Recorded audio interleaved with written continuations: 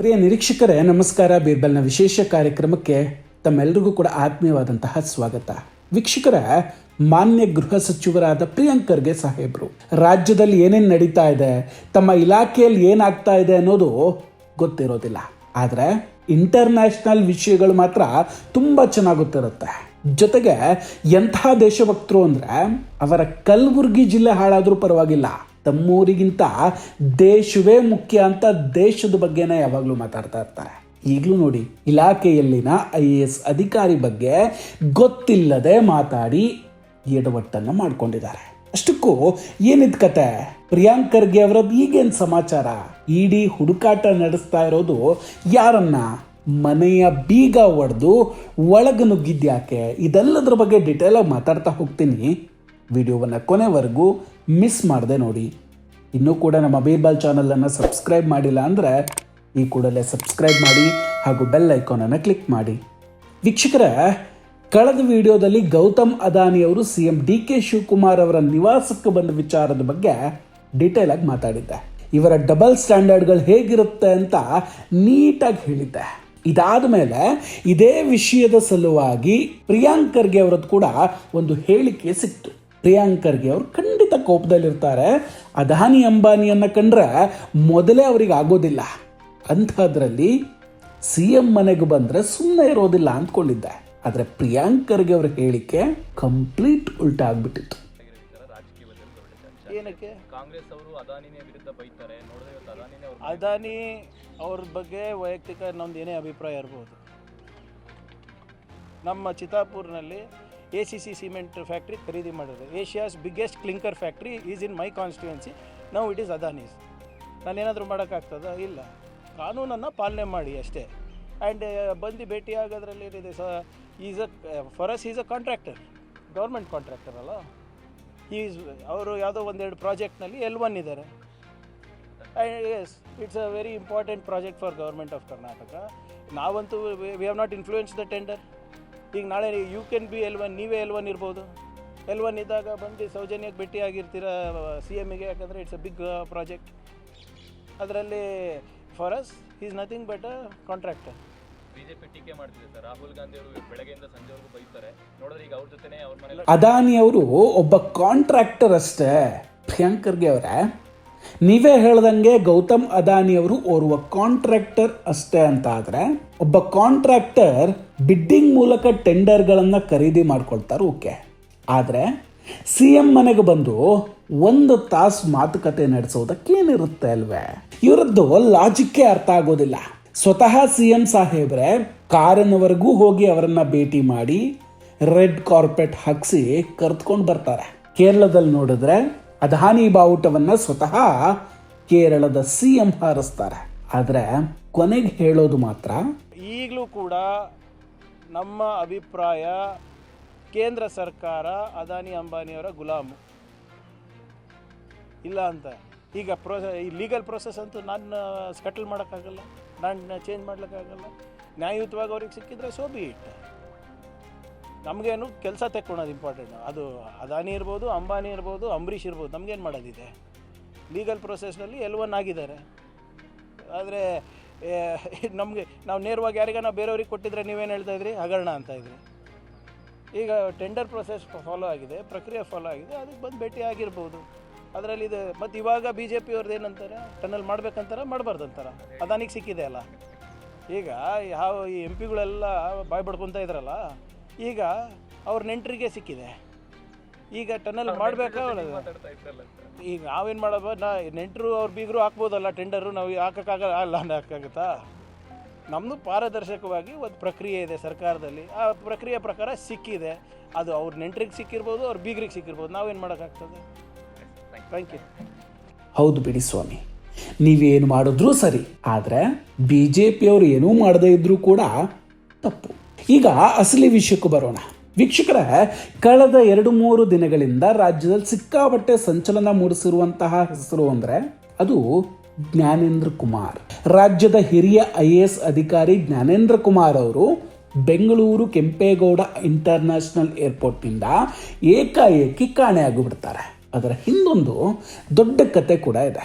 ವೀಕ್ಷಕರ, ರಾಜ್ಯದಲ್ಲಿ KPSC ಹಗರಣ ಬಯಲಾದ ಮೇಲೆ ಇಡಿ ಅದರ ಜನ್ಮ ಜಾಲಾಡ್ತಾ ಇದೆ. ಕರ್ನಾಟಕ ಲೋಕಸೇವಾ ಆಯೋಗ KPSC ಮಾಜಿ ಅಧ್ಯಕ್ಷರಾದಂತಹ ಶಿವಶಂಕರಪ್ಪ ಸಾಹುಕಾರ್ ಅವರ ಮನೆ ಮೇಲೆ ಇದೇ ಆಗಸ್ಟ್ 18ನೇ ತಾರೀಕು ಇಡಿ ದಿಢೀರ್ ದಾಳಿ ನಡೆಸಿತ್ತು.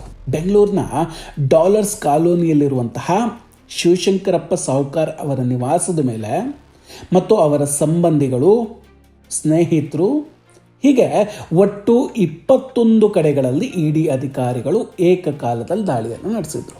ಪಶುವೈದ್ಯಾಧಿಕಾರಿ ನೇಮಕಾತಿ ಅಕ್ರಮ ನಡಿಬೇಕಾದ್ರೆ ಜ್ಞಾನೇಂದ್ರ ಕುಮಾರ್ ಕೂಡ KPSCಯಲ್ಲಿ ಕಾರ್ಯನಿರ್ವಹಿಸ್ತಾ ಇದ್ರು. ಇದೇ ವಿಚಾರವಾಗಿ ಇಡಿ ತನಿಖೆ ಚುರುಕಾಗ್ತಿದ್ದ ಹಾಗೆ ಜ್ಞಾನೇಂದ್ರ ಕುಮಾರ್ ಅವರು ನಾಪತ್ತೆ ಆಗಿಬಿಡ್ತಾರೆ. ಆಗಸ್ಟ್ 20ನೇ ತಾರೀಕು ಮಧ್ಯಾಹ್ನ IAS ಅಧಿಕಾರಿ ಜ್ಞಾನೇಂದ್ರ ಕುಮಾರ್ ಅವರು ದೆಹಲಿಗೆ ಪ್ರಯಾಣ ಮಾಡೋ ಸಲುವಾಗಿ ವಿಮಾನ ನಿಲ್ದಾಣಕ್ಕೆ ಆಗಮಿಸ್ತಾರೆ. ಆದರೆ ಏರ್ಪೋರ್ಟ್ ಆವರಣಕ್ಕೆ ಬರ್ತಿದ್ದ ಹಾಗೆ ಅವರು ಎಲ್ಲೂ ಕೂಡ ಕಾಣಿಸೋದಿಲ್ಲ, ನಾಪತ್ತೆ ಆಗಿಬಿಡ್ತಾರೆ. ಅವರ ಮೊಬೈಲ್ ಫೋನ್ ಕೂಡ ಸ್ವಿಚ್ ಆಫ್ ಆಗಿಬಿಡುತ್ತೆ. ಮೊಬೈಲ್ ಕೊನೆಯದಾಗಿ ಆಪರೇಟ್ ಆಗಿದ್ದು ವಿಮಾನ ನಿಲ್ದಾಣದ ಬಳಿ. ಹೀಗಾಗಿ ಅವರು ದೆಹಲಿಗೆ ಹೋಗಿದ್ದಾರೋ ಅಥವಾ ಏರ್ಪೋರ್ಟ್ನಿಂದ ಬೇರೆ ಕಡೆ ಹೋಗಿದ್ದಾರೋ ಇನ್ನೂ ಕೂಡ ಸ್ಪಷ್ಟವಾಗಿಲ್ಲ. ಬಟ್ ಇಲ್ಲಿ ಮಜಾ ಏನಂದರೆ, IAS ಅಧಿಕಾರಿ ಜ್ಞಾನೇಂದ್ರ ಕುಮಾರ್ ನಾಪತ್ತೆಯಾದಾಗ ಗೃಹ ಸಚಿವರಾದಂತಹ ಪ್ರಿಯಾಂಕ್ ಖರ್ಗೆ ಅವರು ಹೇಳ್ತಾರೆ, ಜ್ಞಾನೇಂದ್ರ ಕುಮಾರ್ ಅವ್ರ ಜೊತೆ ನಾನು ಮಾತಾಡಿದ್ದೇನೆ, ಅವ್ರು ನಾಪತ್ತೆ ಆಗಿಲ್ಲ, ಅವರು ತಮ್ಮ ಊರಾದಂತಹ ಉತ್ತರ ಪ್ರದೇಶಕ್ಕೆ ಹೋಗ್ತಿದ್ದಾರಂತೆ, ಅವರ ತಂದೆ ಆರೋಗ್ಯ ಸರಿ ಇಲ್ಲ ಅಂತ ಹೇಳಿಬಿಟ್ಟು ಹೇಳಿಕೆಯನ್ನು ಕೊಡ್ತಾರೆ.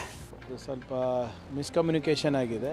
ಅವರು ಫ್ಯಾಮ್ಲಿನಲ್ಲಿ ಒಂದು ಎಮರ್ಜೆನ್ಸಿ ಇತ್ತು. ಅವ್ರ ತಂದೆಯವರಿಗೆ ಸ್ವಲ್ಪ ಆರೋಗ್ಯದಲ್ಲಿ ಏರುಪೇರು ಆಗಿರೋದ್ರಿಂದ ಅವರು ಅಚಾನಕಾಗಿ ಬಿಡಬೇಕಾಗಿತ್ತು. ಮತ್ತು ಅವರ ಅಫಿಷಿಯಲ್ ಫೋನು ಸ್ವಿಚ್ ಆಫ್ ಆಗಿತ್ತು. ನಾನೇ ಸ್ವತಃ ಅವ್ರಿಗೆ ಮಾತನಾಡಿದ್ದೇನೆ.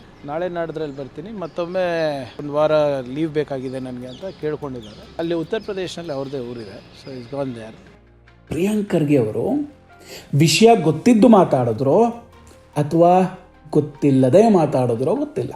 ಬಟ್ ಒಂದಂತೂ ಸ್ಪಷ್ಟವಾಗಿತ್ತು, ಪ್ರಿಯಾಂಕ್ ಖರ್ಗೆ ಅವರು ಗೃಹ ಸಚಿವರಾಗಿ IAS ಅಧಿಕಾರಿ ನಾಪತ್ತೆಯಾದರೂ ಕೂಡ ನಾಪತ್ತೆಯಾಗಿಲ್ಲ ಅಂತ ಅವರ ಪರವಾಗಿ ನಿಂತಿದ್ರು. ಇದಾದ ನಂತರ ಇಡಿ ಅಧಿಕಾರಿಗಳು ಜ್ಞಾನೇಂದ್ರ ಕುಮಾರ್ ಅವರ ಅಪಾರ್ಟ್ಮೆಂಟಿಗೆ ಹೋಗ್ತಾರೆ. ಆದರೆ ಜ್ಞಾನೇಂದ್ರ ಕುಮಾರ್ ಅವರಲ್ಲಿ ಇರೋದಿಲ್ಲ. ಸೊ ಸೆಕ್ಯೂರಿಟಿ ಅವರು ಬಿಡೋದಿಲ್ಲ. ಆದರೂ ಕೂಡ ನೋಟಿಸನ್ನು ಕೊಟ್ಟು ಮನೆಗೆ ಹೋಗ್ತಾರೆ. ಬೀಗವನ್ನು ಒಡೆದು ಸುಮಾರು 3 ತಾಸು ದಾಖಲೆಗಳಿಗಾಗಿ ಹುಡುಕಾಟವನ್ನು ನಡೆಸಿದ್ದಾರೆ. ಅದರಲ್ಲಿ ಏನೂ ಕೂಡ ಸಿಗೋದಿಲ್ಲ. ಜ್ಞಾನೇಂದ್ರ ಕುಮಾರ್ ತುಂಬ ಪ್ಲ್ಯಾಂಡ್ ಆಗಿ ಅಲ್ಲಿ ಜಾಗವನ್ನು ಖಾಲಿ ಮಾಡಿದ್ರು. ಒಂದು ಕಾಗದದ ಚೂರನ್ನು ಕೂಡ ಬಿಡದೆ ಪರಾರಿಯಾಗ್ಬಿಟ್ಟಿದ್ರು. ಕೊನೆಗೆ ಇಡಿ ಅಧಿಕಾರಿಗಳು ಜ್ಞಾನೇಂದ್ರ ಕುಮಾರ್ ಅವರ ಬೆನ್ನತ್ತಿ ಲಕ್ನೋದ ಹಳ್ಳಿಯೊಂದರಲ್ಲಿರುವಂತಹ ಅವರ ನಿವಾಸದ ಮೇಲೆ ಕೂಡ ದಾಳಿಯನ್ನು ನಡೆಸ್ತಾರೆ. ಬಟ್ ಬೆಂಗಳೂರಿನ ಮನೆ ಹಂಗೇನೆ ಲಕ್ನೋದ ನಿವಾಸದಲ್ಲಿಯೂ ಕೂಡ ಜ್ಞಾನೇಂದ್ರ ಕುಮಾರ್ ಇರೋದಿಲ್ಲ. ಅಲ್ಲಿಂದಲೂ ಕೂಡ ಪರಾರಿಯಾಗಿಬಿಟ್ಟಿದ್ರು. ಇಡಿ ಅಧಿಕಾರಿಗಳು ಮನೆಯನ್ನು ಪ್ರವೇಶಿಸಿದ ವೇಳೆ ಅಲ್ಲಿ ಜ್ಞಾನೇಂದ್ರ ಕುಮಾರ್ ಅವರ ವಯೋವೃದ್ಧ ತಂದೆ ಹಾಗೂ ಒಬ್ಬ ಕೇರ್ ಟೇಕರ್ ಬಿಟ್ಟರೆ ಬೇರೆ ಯಾರೂ ಕೂಡ ಇರಲಿಲ್ಲ. ಜ್ಞಾನೇಂದ್ರ ಕುಮಾರ್ ಮಾತ್ರ ಅಲ್ಲದೆ ಅವರ ಪ್ರಮುಖ ಕುಟುಂಬ ಸದಸ್ಯರೂ ಕೂಡ ಸಂಪರ್ಕಕ್ಕೆ ಸಿಗ್ತಾ ಇಲ್ಲ ಅನ್ನೋದು ವಿಷಯ. ಇಷ್ಟಾಗ್ತಿದ್ದ ಹಾಗೆ ಈಗ ಗೃಹ ಸಚಿವ ಪ್ರಿಯಾಂಕ್ ಖರ್ಗೆ ಅವರು ಹೇಳ್ತಾ ಇದ್ದಾರೆ, ಜ್ಞಾನೇಂದ್ರ ಕುಮಾರ್ ಯಾರ ಸಂಪರ್ಕಕ್ಕೂ ಸಿಗ್ತಿಲ್ಲ ಅಂತ. ಅದು ಮಾಹಿತಿ 1-2 ದಿನದ ಹಿಂದೆ ಬಂದಿದೆ. ಇನ್ನು ಯಾವುದೇ ಫಾರ್ಮಲ್ ಕಂಪ್ಲೇಂಟು ಅವ್ರ ಕುಟುಂಬದವರಾಗಲಿ ಅಥವಾ ಬೇರೆಯವ್ರು ಯಾರನ್ನ ಆಗಲಿ ಲಾಡ್ಜ್ ಮಾಡಿಲ್ಲ. ಅವರ ಸಂಪರ್ಕ ಕಡಿತ ಆಗಿದೆ, ಸಂಪರ್ಕಕ್ಕೂ ಸಿಗ್ತಾ ಇಲ್ಲ.